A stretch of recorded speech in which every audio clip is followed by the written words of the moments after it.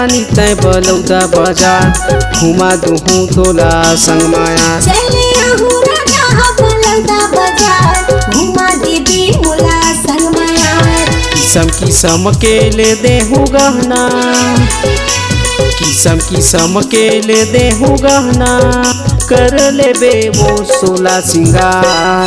चले आहू राजा बलौदा बाजार घुमा देबी मोला संग माया। चले आहू राजा बलौदा बाजार घुमा देबी मोला संग माया।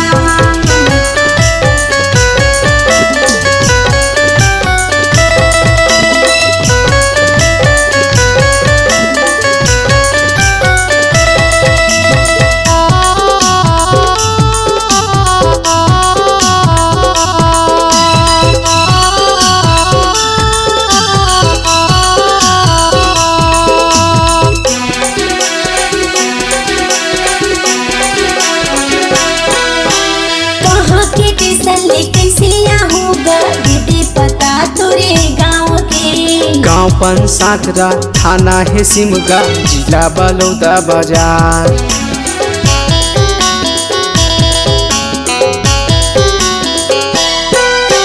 कहाँ के टेसन ले कैसे होगा दीदी पता तोरे गाँव के। गाँव पंसाकरा थाना है सिमगा जिला बलौदा बाजार। राजे भाई मेरे गुपचुप खवाहू सुबह में चूड़ी चाकी लेवाहू घुमुया वो बांधा पा।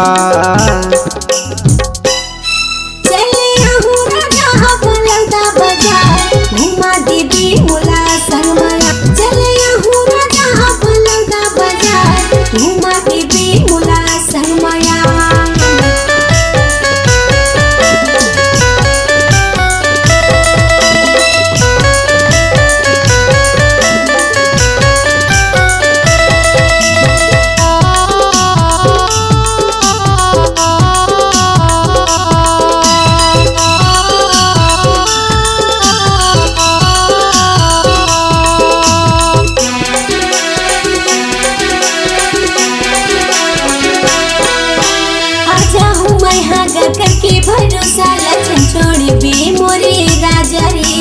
हाँ तो पहली रानी जान लुटा हूँ कर ले भरोसा मोर माया के।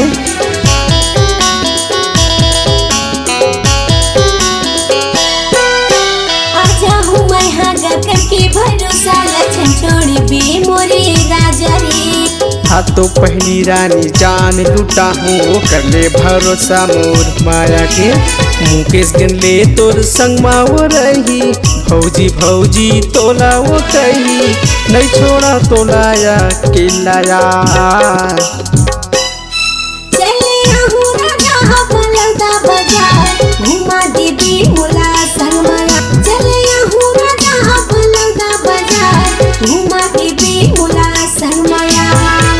किसम के ले देहू गहना किसम के ले देहू गहना कर लेबे वो सोला सिंगार।